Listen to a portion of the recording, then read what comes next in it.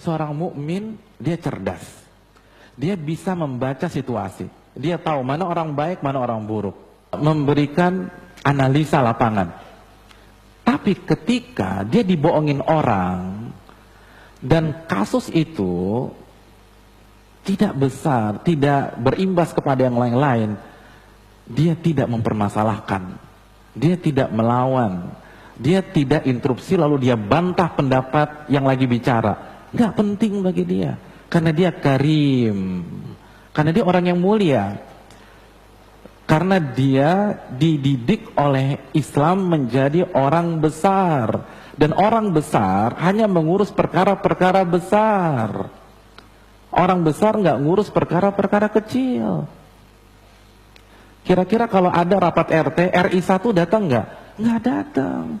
Karena level RI 1 sidang kabinet, bicaranya sudah Sabang sampai Merauke, bukan tingkat RT lagi. Orang-orang besar main di level atas. Tanpa mengurangi hormat kepada Pak RT dan segenap kabinetnya. Tapi jelas itu faktanya. Nah, mukmin juga demikian. Kita Allah nggak suka kan? Apa kata Nabi SAW? Allah tuh nggak suka safsafatil umur dalam sebuah hadis. Allah tuh nggak suka kita ngurusin yang kecil-kecil, yang perintilan-perintilan tuh Allah nggak suka.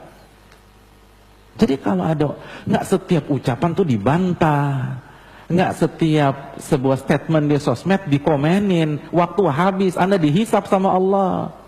Apalagi cuma masalah-masalah dunia. Bukan berarti tidak boleh ya, tapi yang sekarang terjadi udah kebablasan. Orang besar hanya ngurus masalah besar. Apa masalah besar? Antum cek surat Al-Hajj ayat 1. Allah mengatakan inna zalzalata sa'a syai'un azim. Huru-hara hari kiamat itu masalah besar, kata Allah Subhanahu wa taala. Orang besar hanya ngurus masalah besar. Kita harus berpikir apa yang bisa kita jawab pada hari itu. Bagaimana kita berhadapan dengan Rabbul Alamin? Apa alasan kita kalau Allah bongkar semua skandal kita? Itu masalah kita. Adapun masalah dunia, dibully, digibahi, nggak usah antum pikirin. Buat apa konferensi pers hanya untuk bela masalah dunia? Itu masalah kecil. Masalah kecil itu masalah dunia. Bukan saya mengatakan, Nabi yang mengatakan laukanatid dunya ta'dilu indallahi janaha ba'udah masaqa kafira syurbatan ma. Kalau dunia itu senilai dengan satu dari dua sayap nyamuk, orang kafir tidak akan Allah berikan minum. Sehingga maksudnya apa? Maksudnya ketika kita melihat orang kafir bisa menikmati dunia, bahkan orang terkaya pertama di dunia orang kafir, orang terkaya kedua di dunia orang kafir, itu menunjukkan dunia nggak ada artinya dan lebih rendah dari satu dari dua sayap nyamuk. Itu masalah rendah. Jangan sampai membuat galau hati kita. Jangan sampai seluruh pembicaraan kita di sosmed gara-gara dunia. Jangan masalah gara-gara dunia akhirnya bantah-bantahan sama orang.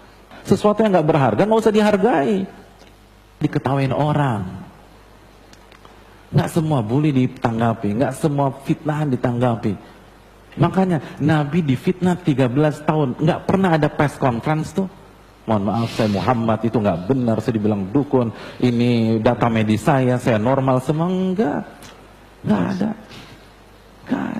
Nggak ada data medis, nggak ada tes DNA, nggak ada ini, nggak ada itu, enggak. 13 tahun difitnah orang gila, difitnah dukun, santai.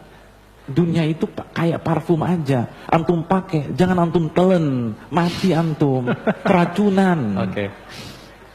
Antum keracunan. Kalau antum masukkan ke dalam diri antum keracunan. Antum pakai aja. Orang mukmin itu nggak bahas masalah rendahan, nggak penting bagi dia.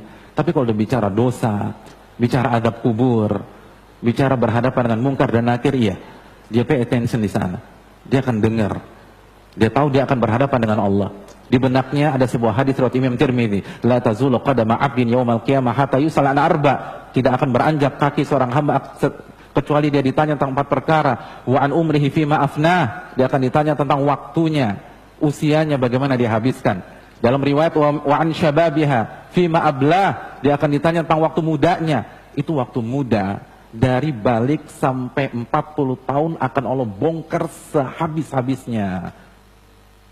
Klub mana aja yang udah kita kunjungi, pub mana saja yang sudah kita kunjungi, daftar cewek kita itu diinterogasi semua, atau cowok-cowok kita diinterogasi semua dibongkar sehabis-habisnya. Wa an syababiha fima ablah, apa yang sudah masuk ke dalam tubuh kita itu di audit semua, mulai dari pil koplo, gorila, sampai sabu, sampai semua dibongkar.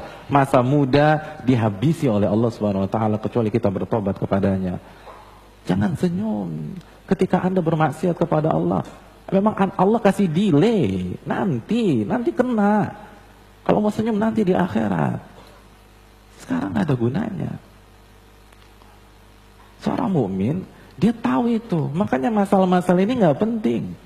Yang terpenting adalah bagaimana hak Allah Jalla wa Ala, bagaimana hak Rasul Sallallahu Alaihi Wasallam, bagaimana hak orang tua sudah saya tunaikan atau belum.